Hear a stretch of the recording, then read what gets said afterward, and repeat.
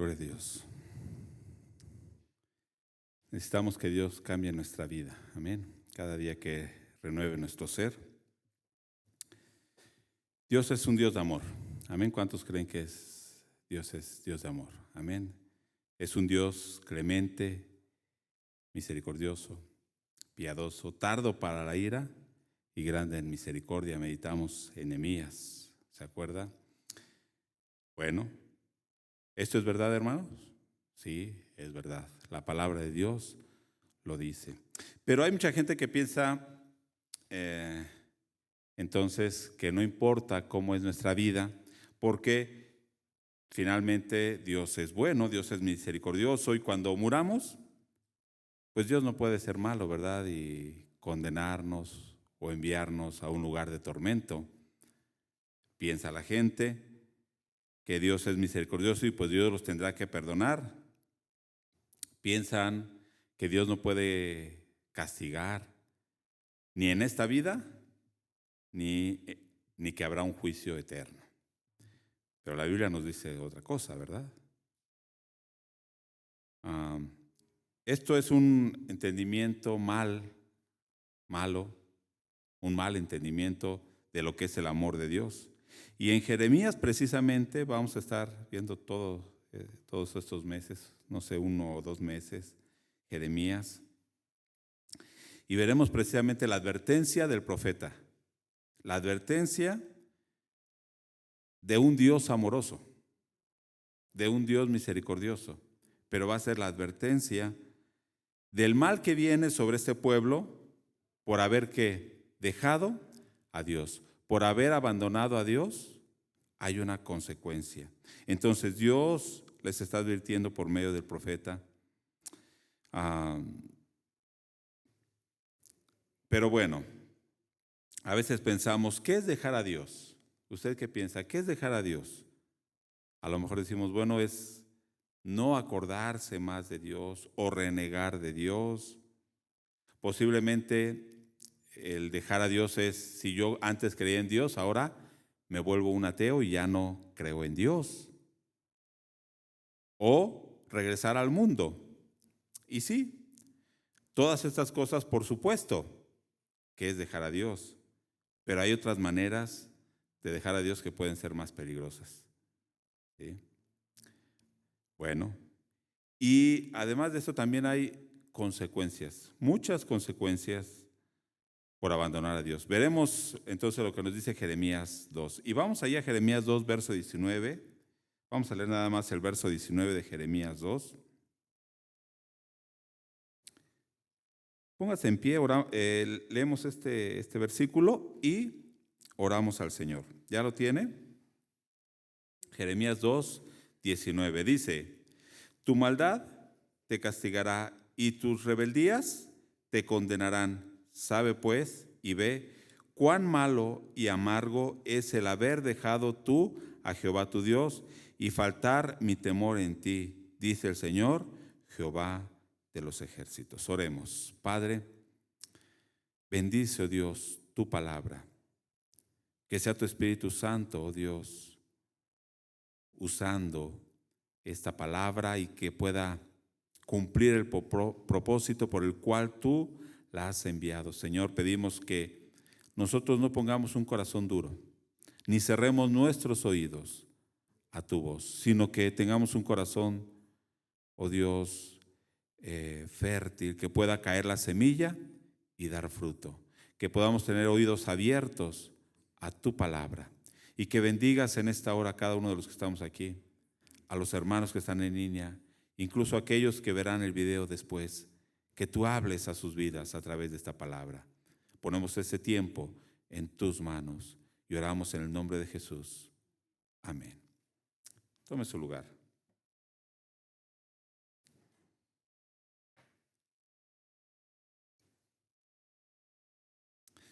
Veré de una manera corta un poquito el contexto, aunque ya el pastor aún habló un poquito del contexto de Jeremías, pero vamos a recordar un poquito en qué tiempo está profetizando Jeremías.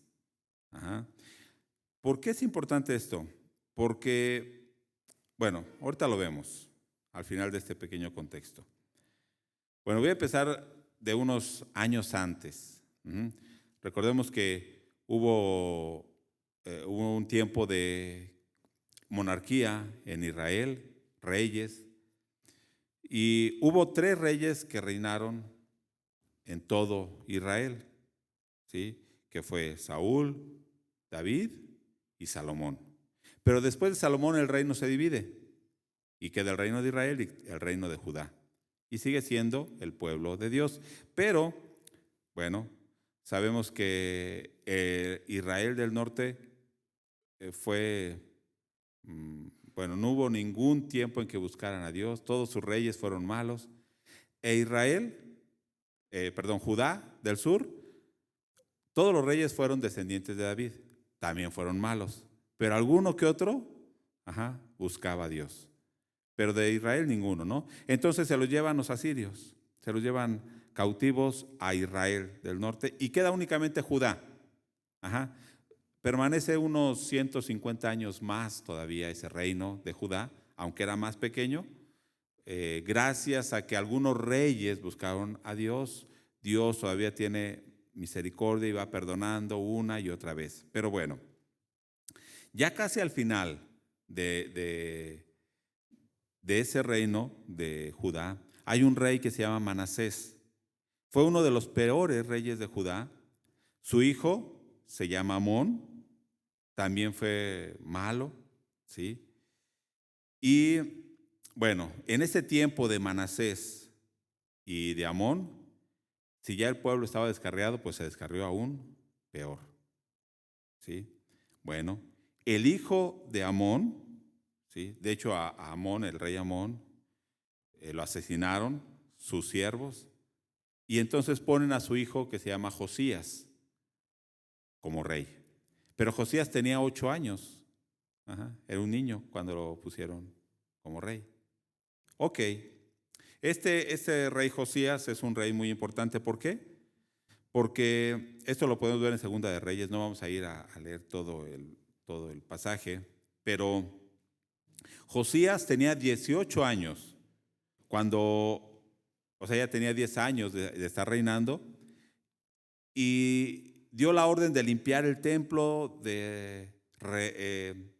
¿cómo se dice?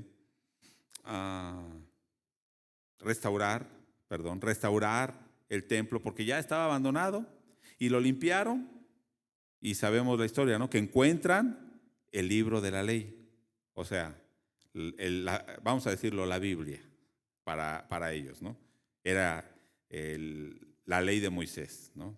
Pero imaginémonos aquí que no hemos leído la Biblia durante 100 años, pero la iglesia sigue, ¿eh? La iglesia sigue.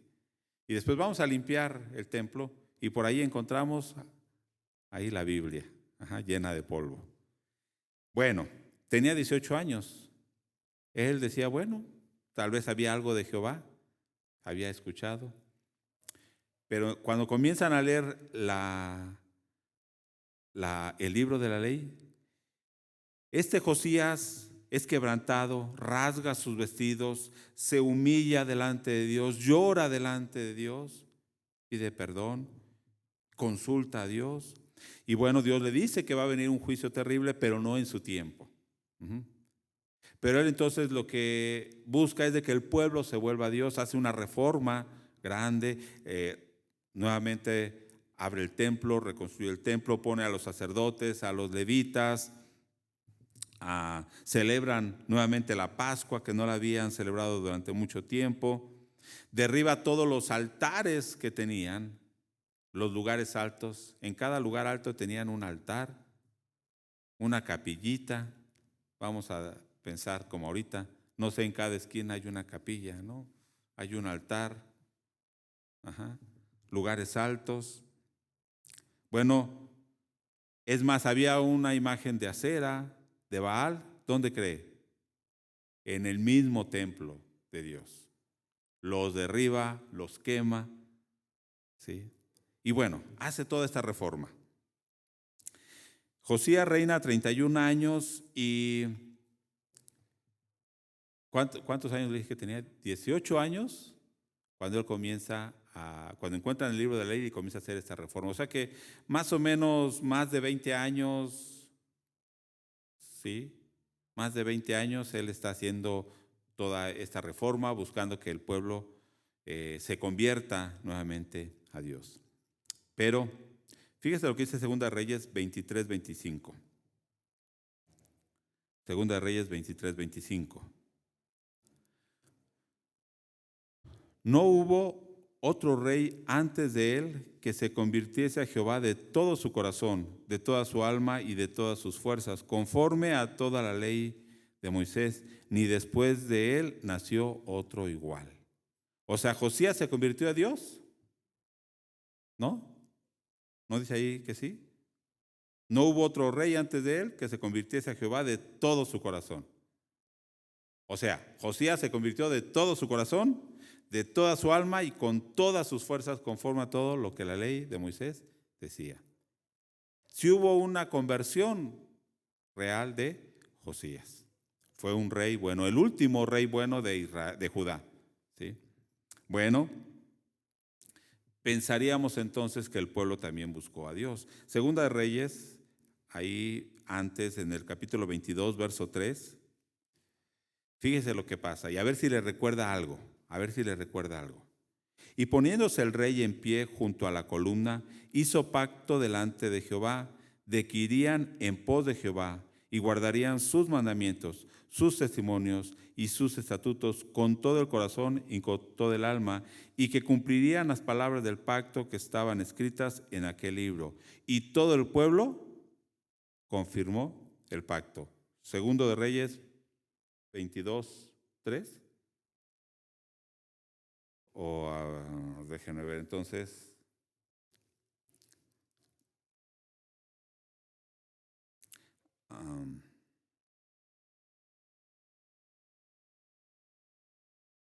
Permítanme.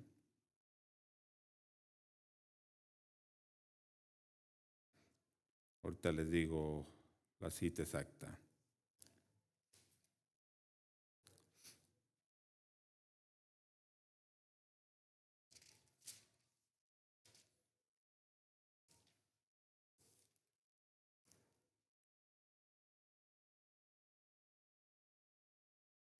¿23?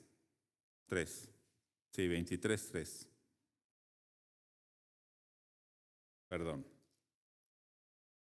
¿Ya está ahí? 23, 3. Sí. Y poniéndose el rey en pie junto a la columna, hizo pacto delante de Jehová, que irían en pos de Jehová. Y guardarían sus mandamientos, sus testimonios y sus estatutos con todo el corazón y con todo el alma, y que cumplirían las palabras del pacto que estaban escritas en aquel libro. Y todo el pueblo confirmó el pacto. O sea, todo el pueblo dijo, sí. ¿Sí recuerda algo de Nehemías? Que todo el pueblo dijo, sí, vamos a cumplir. ¿Y cómo termina Nehemías en el capítulo 13?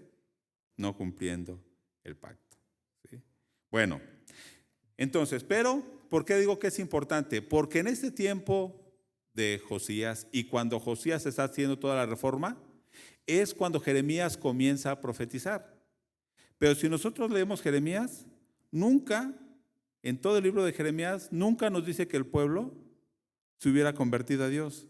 Nunca nos dice que el pueblo realmente hubiera buscado a Dios. O sea, históricamente, Josías sí buscó a Dios. Históricamente, Josías sí derribó los altares. Históricamente, Josías trató de que el pueblo se volviera a Dios.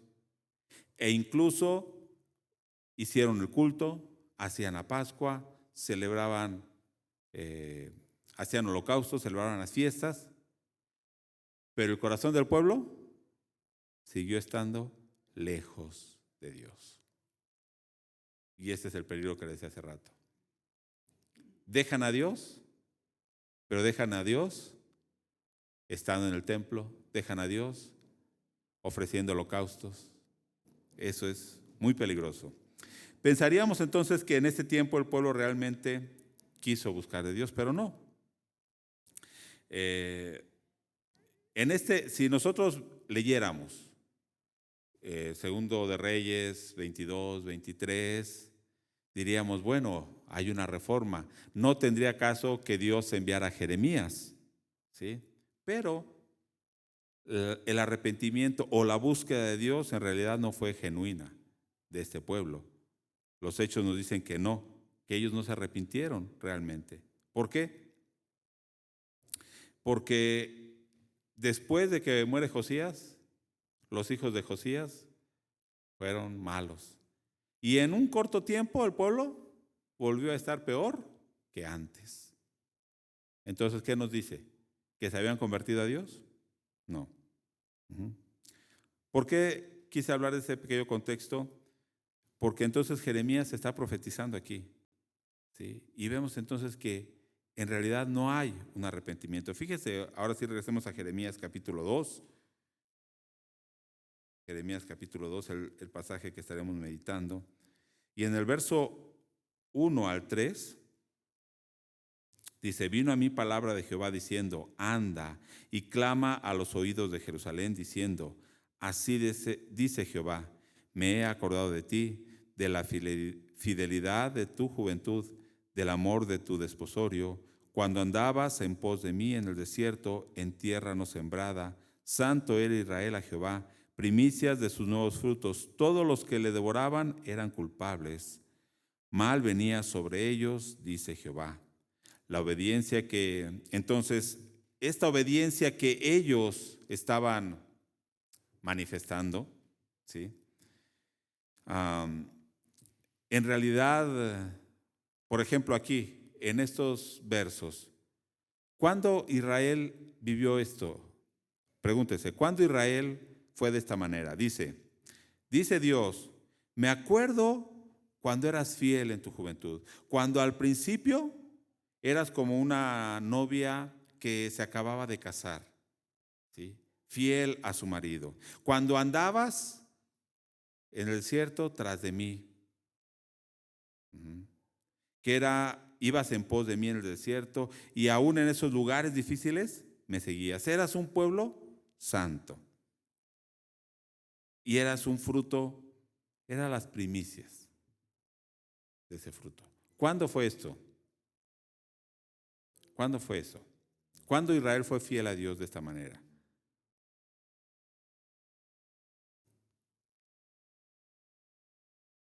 ¿Eh? Diríamos, pues ahí dice, cuando fueron en el desierto. Pero si usted va a Éxodo y a Números, no ve que Israel sea de esta manera, ¿verdad?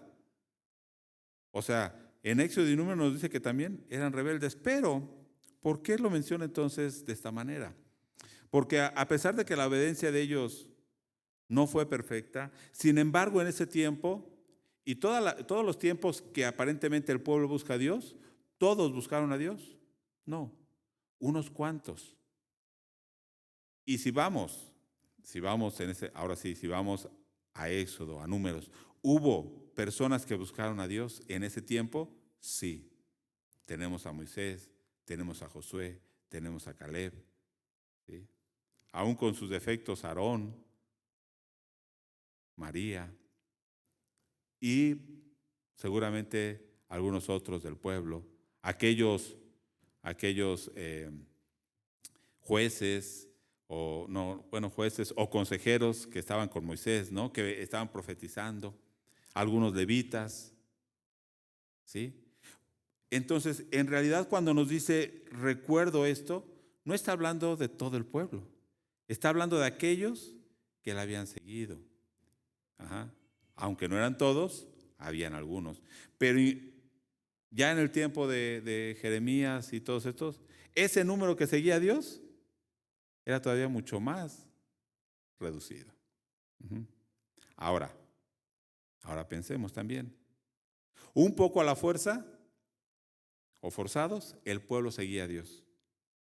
Un poco a la fuerza, el pueblo tenía que obedecer la ley de Dios. ¿Sí? Entonces, de esta manera, Dios dice, recuerdo ese tiempo, ¿sí? Que eras fiel. Y que había personas que se esforzaban por buscar a Dios, que se esforzaban por cumplir los mandamientos de Dios. Pero ahora, ¿sí? Ahora, ya en el tiempo de Jeremías, ni esos, ¿sí? Vamos a ir viendo aquí.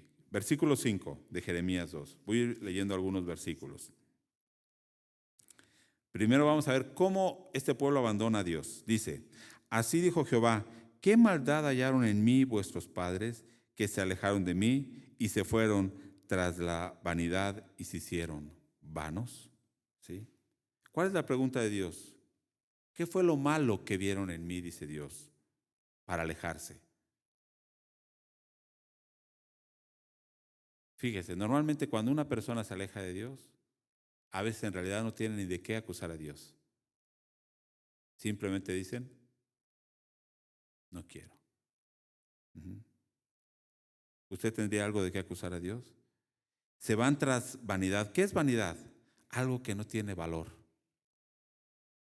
Algo que no tiene valor.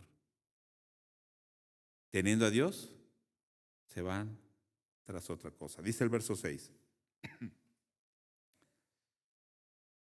Bueno, algunos versos no los voy a ir leyendo, usted los puede ir viendo en pantalla y nada más voy remarcando algunas cosas. Dice el verso 6 que no se acordaron cómo Dios los sacó de Egipto. No se acordaron que ellos eran esclavos y que Dios los había sacado. Imagínese un cristiano que no se acuerda lo que Dios hizo por él cuando estaba en el mundo y lo trajo a su camino. Bueno, nunca se nos debería olvidar, pero hay personas que se olvidan de eso. Sí se olvidan y regresan. Nunca deberíamos olvidar lo que Dios hizo. ¿Sí? Bueno, el verso 7. Dios les dio una buena tierra, una tierra que fluía leche y miel. La mejor de las tierras, dice Dios, ¿no? La más bella. ¿Por qué? Porque la presencia de Dios estaba ahí. ¿Pero qué hicieron ellos? Dice al final de este verso, la contaminaron. Una tierra que era deseable y buena. ¿Cómo termina diciendo? Le hicieron, ¿cómo? Algo que es abominable. Esta palabra literalmente se traduciría como repugnante o asqueroso. Imagínense, esa tierra, que era la mejor de las tierras que fluye leche y miel, dice Dios está diciendo, la hicieron repugnante y asquerosa. Oh, es terrible, ¿no? Está dura la palabra, pero así dice Dios que eso hicieron. Vemos entonces todas estas maneras como ellos están dejando a Dios. En el verso 8 dice que los líderes religiosos y civiles o políticos, podríamos decir, o sea, dice ahí los que tenían la ley, los sacerdotes, los pastores, los profetas, tanto los religiosos como los civiles, porque en realidad para Dios, aún el rey, los príncipes, debían estar bajo ¿qué? Bajo la ley de Dios. Entonces, si ellos gobernaban, ¿sí? Debían gobernar bajo la ley de Dios. Entonces no había una diferencia como ahora, ¿no? La separación de el Estado, y la religión, ¿sí? En ese pueblo era una teocracia. Dios estaba o quería gobernar. Pero dice que estos líderes no pensaron en Dios, no conocieron a Dios. Hablaban de Dios porque eran profetas, eran sacerdotes, pero no le conocieron. ¿Y qué hicieron ellos? Se rebelaron contra Dios, profetizaban en nombre de Baal. ¿Qué es Baal? ¿Quién era Baal? Era el dios de la fertilidad y del clima o de la lluvia. Ajá. En todas las culturas está el dios de la lluvia, ¿no? ¿Sí? Aquí era Baal y de la fertilidad. Bien podríamos pensar que hoy muchos profetizan no en nombre de Dios. O sea, hablan no en nombre de Dios, sino en nombre del Dios de la prosperidad, de la fertilidad, de todo te va a ir bien. Ajá.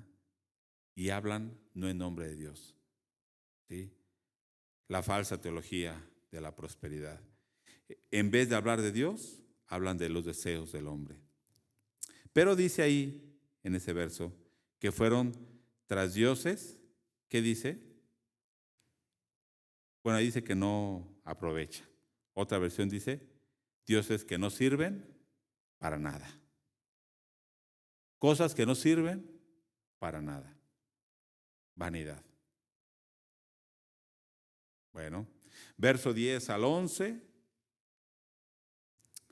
ya lo leímos al principio del culto, dice que aún las naciones paganas eran fieles a sus dioses, aunque no son dioses. ¿Por qué no son dioses? Porque ni hacen ni bien ni mal. En realidad es las imágenes y los dioses de piedra, de madera, ¿qué hacen? Nada. Ni bien ni mal, ni pueden oír, ni pueden hablar, ni te pueden castigar, ni nada. Aunque se llame la muerte. Muchos adoradores de la muerte tienen miedo de dejar a la muerte porque ay, les va a hacer algo. Pues la muerte es otro ídolo que no tiene poder, ni hace bien, ni hace mal. ¿Sí?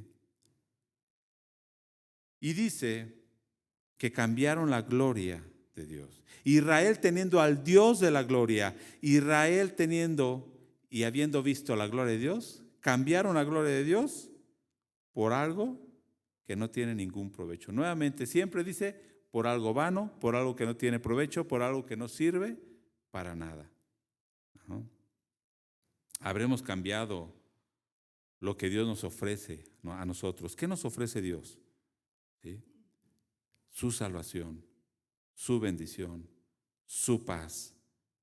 ¿Habremos cambiado eso por cosas que no sirven para nada?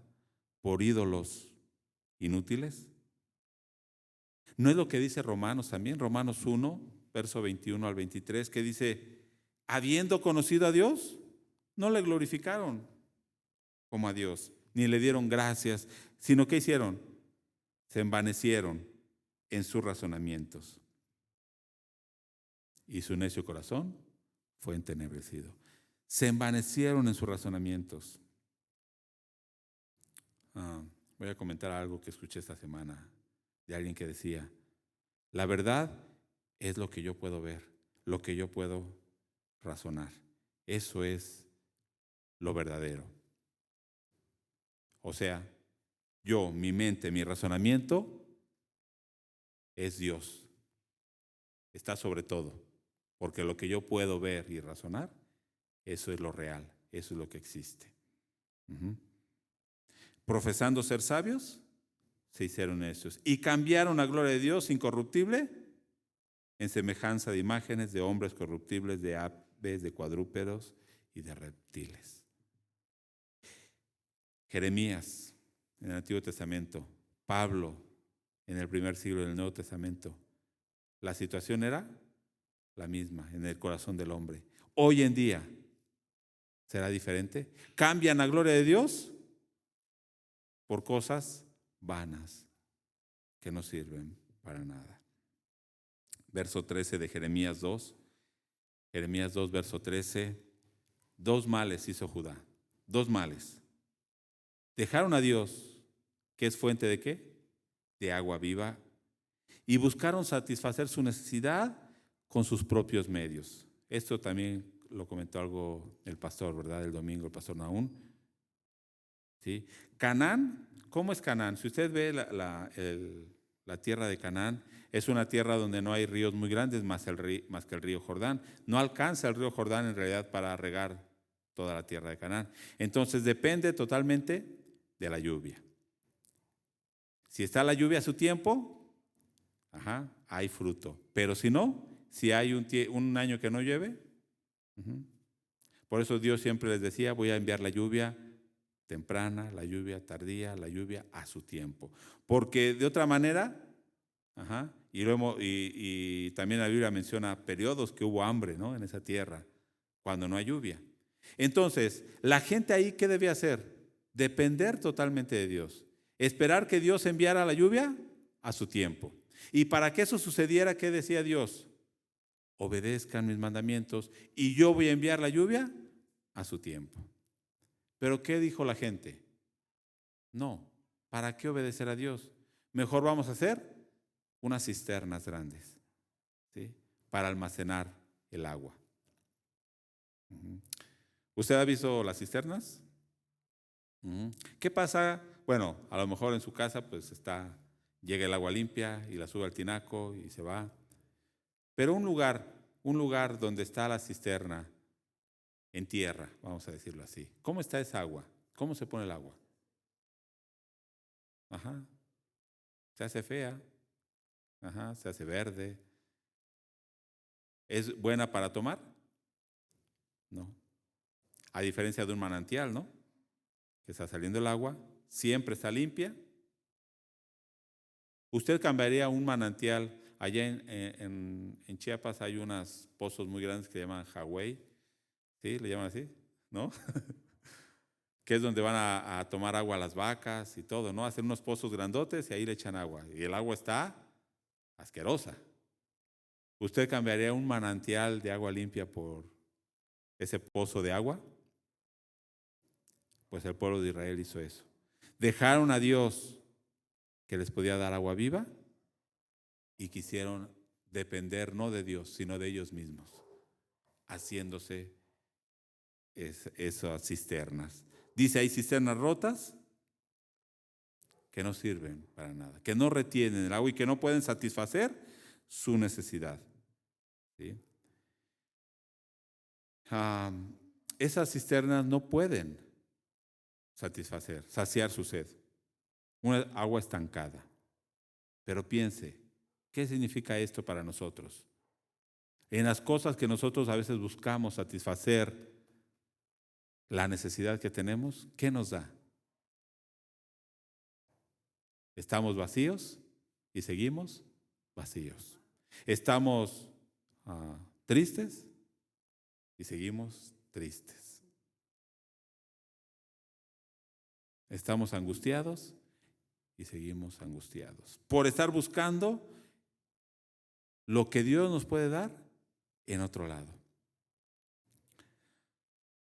Es muy curioso porque en Juan 4, del verso 10 en adelante, Jesús le dice a la samaritana de esta manera.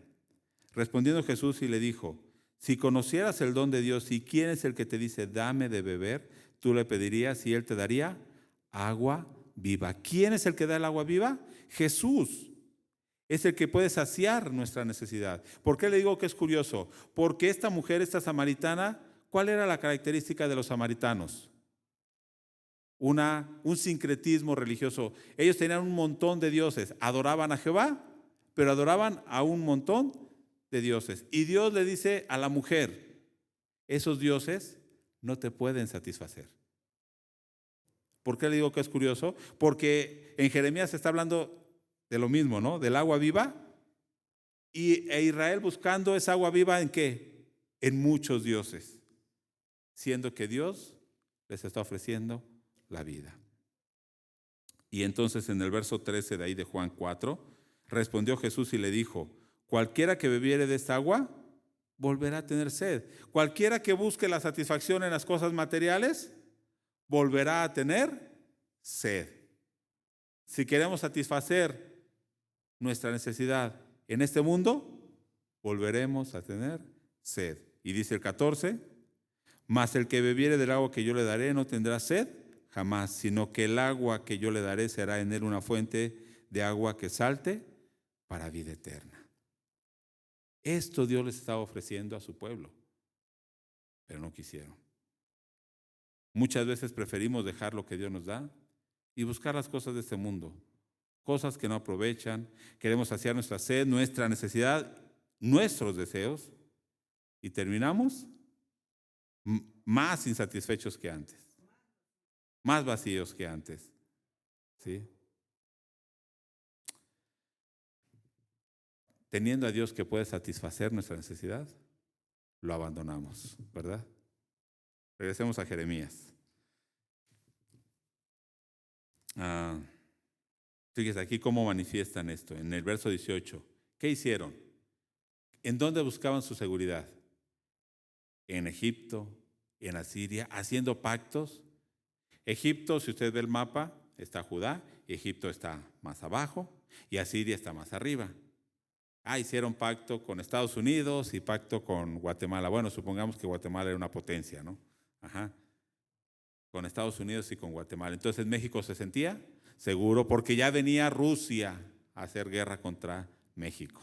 Así estaba Judá. Ya venía Babilonia, estaba creciendo Babilonia y antes de Babilonia está Asiria. Entonces dijo, si yo hago pacto con Asiria, pues Asiria me va a defender. Pero de este lado también tengo Egipto, ¿sí? Pero ¿sabe quién mató a Josías? ¿Sabe quién mató a Josías? El faraón de Egipto. Es el que mató a Josías. Y es el que hizo guerra contra los hijos de Josías. ¿Quién se había llevado a Israel? A Siria. Y es lo que Dios les dice: esos en los que tú estás confiando, esos te van a traicionar. Esos te van a dejar despoblada. En lo que uno pone su confianza, ¿sí? Este mundo, ¿qué hace? Te traiciona, te roba todo lo que tienes, ¿sí? El mundo te ofrece: mira, aquí vas a tener paz. ¿Cómo? Pues con estas drogas, con este vicio, vas a tener paz, vas a tener satisfacción. ¿Y cómo te deja? Insatisfecho. ¿Cómo te deja? ¿Sí? Sin vida, literalmente. Sin vida. El mundo lo que ofrece es mentira. Dice que tiene la verdad, dice que tiene la felicidad, pero usted ve a la gente, ¿es feliz? ¿Está satisfecha la gente? No. No. El mundo dice que tiene, ¿cómo le llaman ahorita? Progreso, los progresistas, ¿no? Y están tomando ideas desde hace 2000 años o más. Filosofías viejas. Y dicen: eso es progreso. Es mentira. ¿Por qué? Dicen: con esto, si todos hacemos lo que queremos, vamos a tener paz mundial. Preguntémonos: hay más paz que antes, ¿verdad? Hay más tranquilidad que antes, ¿verdad? ¿Cómo ve el mundo? ¿Vamos bien? Yo les digo a los jóvenes: vean al mundo. ¿Va bien? ¿Vamos bien? De acá a 50 años, ¿cómo va a estar este mundo? Si seguimos por este camino, hablando como sociedad en general, ¿vamos bien? El mundo ofrece mentira, ilusiones. Bueno.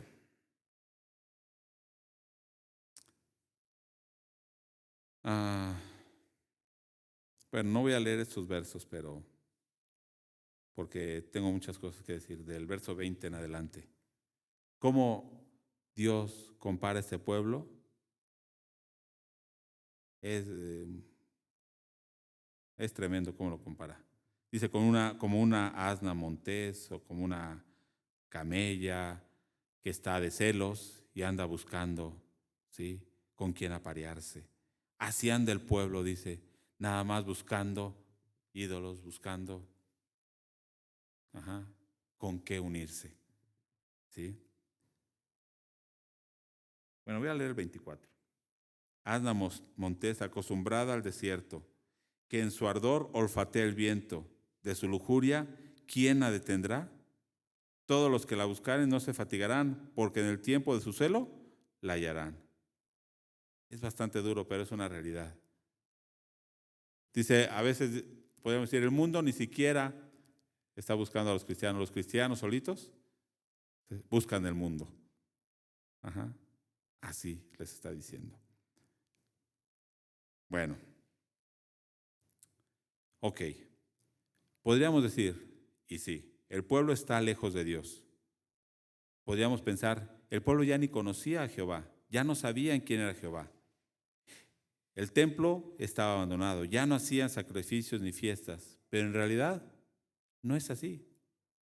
En Jeremías 7, Dios le dice a Jeremías: ve al templo, a las puertas del templo, y háblales a los que entran por esa puerta que van ¿a qué? A adorar a Jehová. O sea, la gente seguía llegando a adorar a Jehová, seguía llegando a ofrecer holocaustos, seguía llegando a ofrecer sus ofrendas. Seguían siendo religiosos. Ponte ahí a los que vienen a adorar a Jehová y diles: mejoren sus caminos y sus obras. O sea, no sean religiosos. No digan templo de Jehová, templo de Jehová, templo de Jehová es esto. ¿Por qué decían eso? Jeremías les decía, va a venir destrucción. ¿Ellos qué decían? ¿Cómo va a venir destrucción si aquí está el templo de Jehová? Aquí estamos seguros. Dios no puede destruir si esta es su casa. Y le dice Jeremías, eso es una mentira, porque este templo va a ser destruido. Esas murallas van a ser destruidas.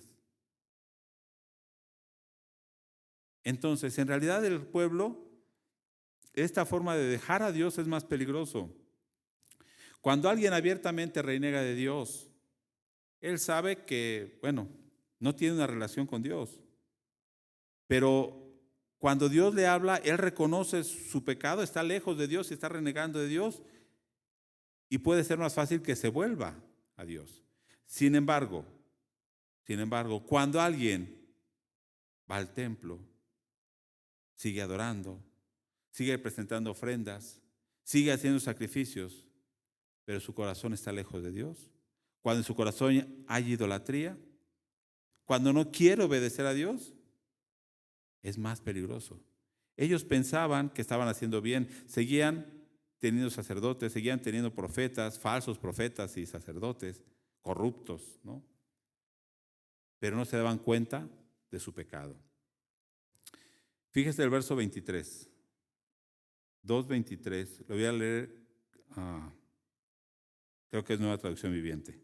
Tú dices, esto no es cierto, no he rendido culto a las imágenes de Baal. Pero ¿cómo puedes decir semejante cosa? Ve y mira lo que hay en cualquier valle de la tierra. Reconoce los espantosos pecados que has cometido. Eres como una camella inquieta buscando un macho con desesperación. O sea, ¿cómo puedes decir que no eres idólatra? Fíjese, si usted le dice que México es idólatra, van a decir, no, no es idólatra.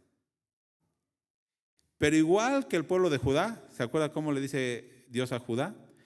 Tú tienes dioses como el número de tus ciudades.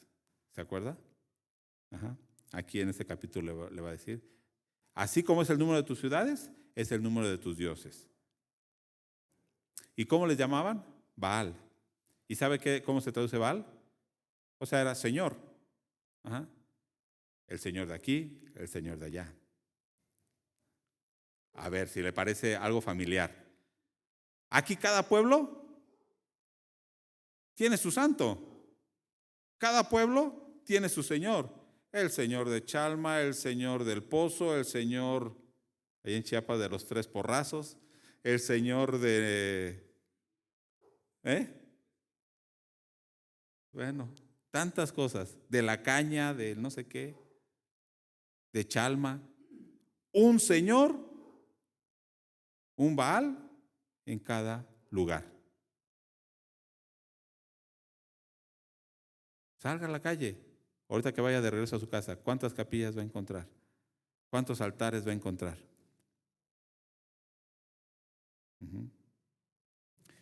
Tú dices, no es cierto, no somos idólatras. ¿Cuáles imágenes de Baal? Y Dios le dice, ve a todos los valles, ve a todas las calles y vas a encontrar lugares altos y altares e ídolos. Bueno, no vayamos lejos. Ajá. Es fácil criticar afuera, ¿no? Pero vamos a ver dentro. Las iglesias cristianas, ¿no tienen ídolos? No, ¿verdad? Ajá.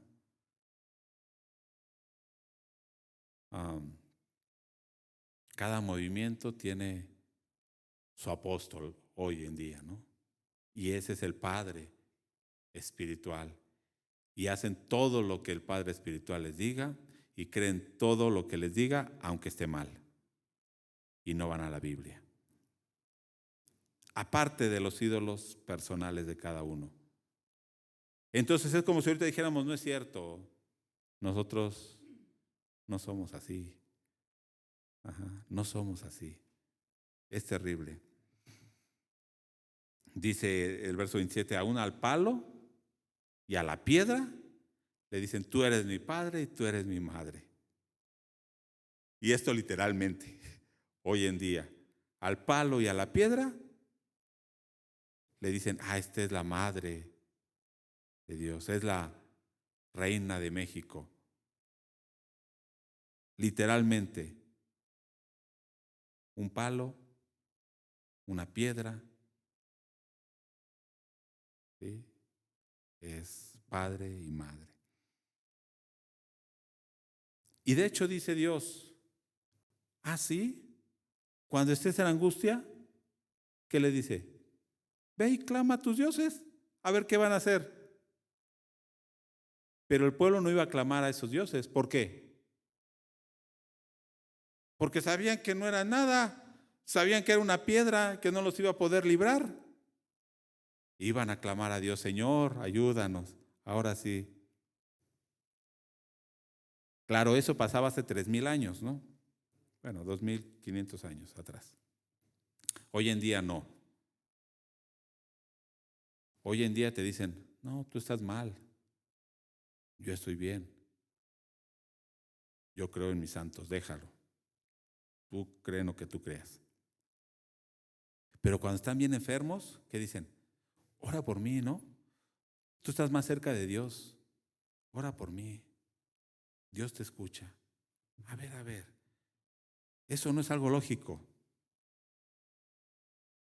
Pero imagínense que usted dijera, ve y pídele a tus dioses. No le diga,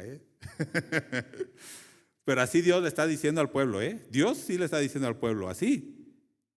Sí, pues entonces pídele. Si no quieres servirme, pues ve a pedirle a esos dioses que le sirves, a ver si te pueden ayudar. Pero esos dioses, como no son dioses, no van a hacer nada. ¿Cuál es el peligro, hermano, de dejar a Dios de esta manera? Siendo religioso, siendo cristiano, que no nos damos cuenta de nuestro pecado. ¿Qué dijo el pueblo aquí? No. ¿Se acuerda en Nehemías? Es el mismo tiempo. Y en Malaquías, ¿qué dice en Malaquías? ¿Nosotros en qué te hemos deshonrado? ¿Nosotros qué te hemos robado? Le dice el pueblo, ¿no? A Dios. ¿Qué te hemos deshonrado si seguimos ofreciendo a Dios? Pero dice Dios, me están ofreciendo cosas inmundas y no me dan lo que yo les pido. Están robándole a Dios. Están deshonrando a Dios. Pero ellos, ¿cuál es el problema de esto? Que cuando venimos a la iglesia, ¿qué hacemos? Cauterizamos nuestra conciencia y decimos, estoy bien. Templo de Jehová, templo de Jehová, templo de Jehová es este. Estoy bien. Y no reconocemos nuestro error. Bueno, voy en 5 minutos a ver este último punto. ¿Cuál es la consecuencia de dejar a Dios? La primera consecuencia es esta que acabo de decir. Cegamos nuestros ojos. Nuestros oídos los cerramos. Y si ya no escuchamos la voz de Dios, aunque Dios nos esté mostrando nuestro error, no lo aceptamos. Si seguimos yendo al templo, orando, leyendo la Biblia, ofrendando y haciendo todo lo que hace un cristiano, pero nuestro corazón está lejos de Dios, ¿sí? Cauterizamos nuestra conciencia. No reconocemos nuestro pecado y pensamos, bueno, no necesito a Dios, estoy bien. Y por lo tanto, como no nos arrepentimos, no recibimos perdón de Dios. En el verso 5 de Jeremías 2 que estamos meditando, dice, se fueron tras vanidad y se hicieron vanos. O sea, se fueron tras cosas que no valen nada. ¿Y qué se hicieron? Algo que no vale nada. Se convirtieron en nada, dice nueva traducción, nueva versión internacional. Se volvieron inútiles. Y así dice también en Romanos, ¿no? Se hacen inútiles. En Génesis 3, Dios le dice al hombre, después de haber caído, polvo eres y al polvo volverás. El hombre cuando deja a Dios, ¿en qué se convierte? en vanidad. En lo que el hombre dice ahora que es. ¿El hombre qué dice? Somos polvo. Y literalmente dice así, ¿no? Somos polvo del universo. Ajá. Somos polvo. La persona sin Dios es esto. Vano, no tiene sentido, no tiene provecho. Pero algo más terrible en el verso 9, dice Dios, contiendo, yo voy a contender, o sea, voy a presentar acusaciones contra ti. Literalmente, cuando alguien deja a Dios, ¿qué dice Santiago 4:4? Si te vuelves amigo del mundo, te constituyes en enemigo de Dios. Cuando alguien deja a Dios, ¿en qué se convierte? ¿Nada más en una persona ajena a Dios? No, se convierte en enemigo de Dios. Y qué terrible es caer en manos de un Dios vivo. ¿Sí? Estas son las consecuencias de dejar a Dios. Una mente cegada, cauterizada, un corazón duro, se hace enemigo de Dios. Verso 14 al 16, se vuelve a la esclavitud de donde Dios lo había sacado. Lo había sacado del mundo, lo había sacado del pecado, y ahora ¿qué es? Otra vez esclavo del mundo y del pecado. Viene a ser ahora una presa fácil del enemigo. Ya no hay quien lo proteja. Recuerda el verso 3 que decía, los que te querían hacer daño, yo te protegía, y eran, dice literalmente el verso 3, mal venía sobre ellos. Pero ahora, ¿sí? Eres una presa fácil. ¿Por qué?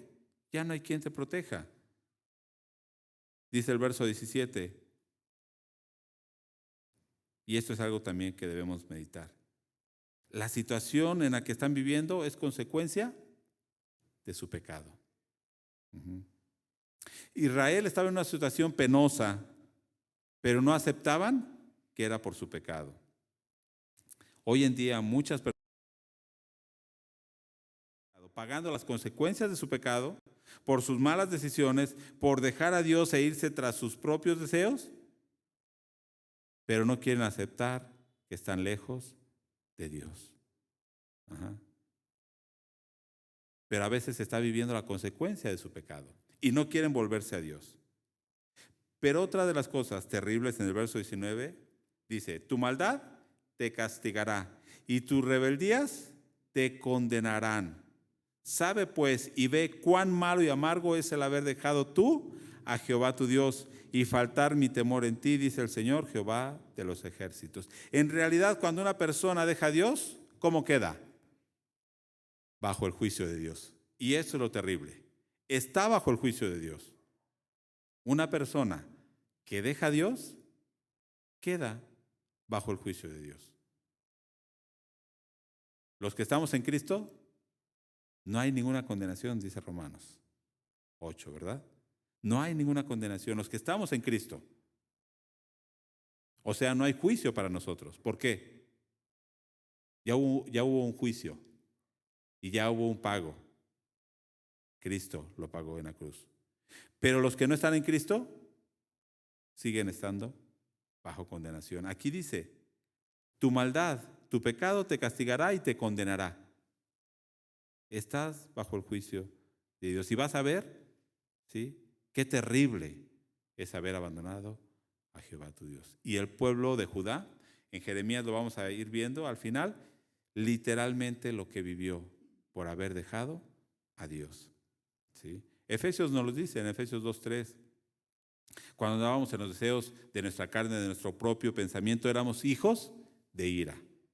De ira. O sea, éramos hijos o estábamos bajo la ira de Dios. Y por estas cosas, dice el 5:6 de Efesios, por todos esos pecados viene la ira de Dios sobre estos hijos de desobediencia.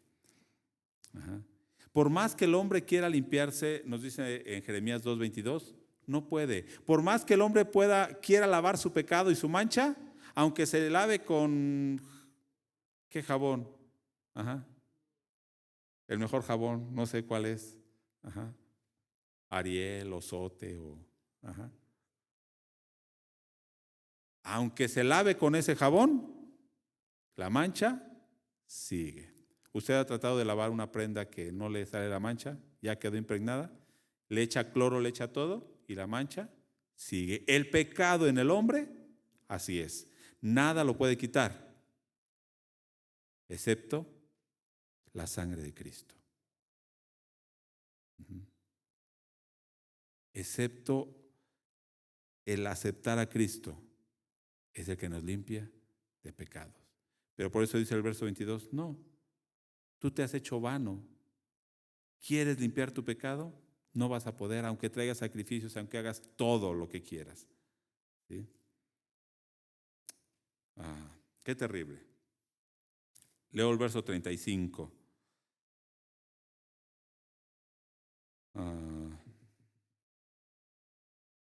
34. Aún en tus faldas se halló sangre de los pobres, de los inocentes. No los hallaste en ningún delito. Sin embargo, en todas esas cosas dices, soy inocente. De cierto, su ira se apartó de mí, dicen ellos. Soy inocente y la ira de Dios se apartó de mí. He aquí yo entraré en juicio contigo porque dijiste, no he pecado. Si alguien dice no he pecado, ¿qué dice Juan? Le hacemos a Dios mentiroso. Y entonces, ¿para qué murió Cristo si no he pecado? No. Por eso quedamos bajo el juicio de Dios. Pero cuando reconocemos, lo primero que necesitamos para que Dios restaure nuestra vida es reconocer que hemos pecado. Reconocer nuestra necesidad de Dios. Hermanos, termino con esto. La situación de hoy no es diferente. Muchas personas siguen siendo religiosas, pero están lejos de Dios. Son religiosas, adoran a Dios, pero hay ídolos en su corazón. Dios les habla y les dice su pecado, ¿y qué dicen ellos? No he pecado. ¿Sí? Dios me perdona. Dios me perdona. No he pecado. ¿Sí? Dios sabía que iba a pecar. Por eso también en Romanos, después del pasaje en capítulo 1, cuando dice que Dios los entrega una mente reprobada, del 26 en adelante, dice que Dios, ahí se ven las consecuencias del pecado, los abandona Dios en esa mente reprobada para hacer cosas vergonzosas. Una mente corrupta. Cambian la naturaleza y van en contra de la naturaleza. Y ahí literalmente menciona el lesbianismo, la homosexualidad, todas las perversiones. Pero no solamente eso, también otros tipos de males. El chisme, la mentira, la lujuria, altivos, desobedientes a los padres. Y termina diciendo ese Romanos 1, el último verso de Romanos 1. Por todas estas cosas, ¿qué viene? El juicio de Dios. No es diferente que en el tiempo de Jeremías. Cuando el hombre abandona a Dios, Dios los abandona en su mente reprobada y quedan bajo el juicio de Dios. Pero, ¿por qué Dios envía a su profeta? ¿Por qué cree que Dios envía a su profeta? Primero para anunciar un juicio que viene. Pero no solamente eso. ¿Cuál es el propósito? Y dice Jeremías 3, versículo 1, al final, vuélvete a mí. Dios lo que quiere es que nos volvamos a Él. Si hemos entendido, hay un juicio de Dios por haber abandonado a Dios. ¿Cuál es la palabra de Dios para nosotros hoy? Vuélvete a mí.